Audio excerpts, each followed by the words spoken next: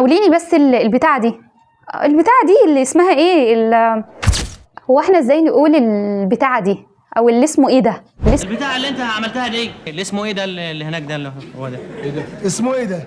اسمه ايه؟ ودي بتتقال بالانجلش كمان. تخيل ان دي كمان بتتقال اسمها واتش ماكولت. ايه واحده ايه دي تاني؟ واتش ماكولت الاختصار بتاعها اسمها what you may call it.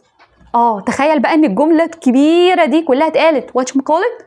ايوه، ما هو ده السبب اللي ما بيخلينا نفهمش الاجانب وما نفهمش الناس اللي بتتكلم معانا بسرعه. تعالى واحده افهمك ليه قلناها واتش ماكولت. واتش يو اسمها واتشا may call it قلناها ماكولت. يبقى تعالى نجمعهم اسمها واتش ماكولت اللي هي اسمها ايه بقى؟ اللي اسمه ايه ده او اللي هي البتاعه دي، عايز تقولي البتاع ده اسمها واتش ماكولت. تعالى بقى نشوف الاجانب بيستخدموها وبيقولوها ازاي. At the whatchamacallit. Do you have whatchamacallit?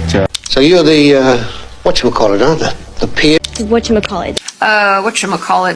انا عارفه ان انت شايف ان الانجليش صعب، وعارف ان انت عايز توصل للطلاقه، ان انت تتكلم باريحيه من غير ما تفكر وتتهته وتترجم، من غير ما تترجم كل جمله حرفيه. ما انا عارفه ان انت لو كنت وصلت للموقف اللي كنا بنتكلم عليه من شويه كنت هتترجمه حرفيا، وده لان طريقه الدراسه بتاعت زمان عقيمه شويه، وعشان كده الانجليش محتاج براكتس، محتاج سبورتر، حد يكون معاك، حد يمشي معاك الرحله واحده حد يديلك الانجليش بطريقه ممتعه وسهله. بلاش جو المدرسين بتاع زمان، احنا محتاجين حد يبسط لنا الانجليش بطريقه بسيطه جدا، وده اللي احنا هنا بنعمله في الكورس. لو مهتم هتسيب كومنت او تبعت مسج عشان تعرف كل التفاصيل.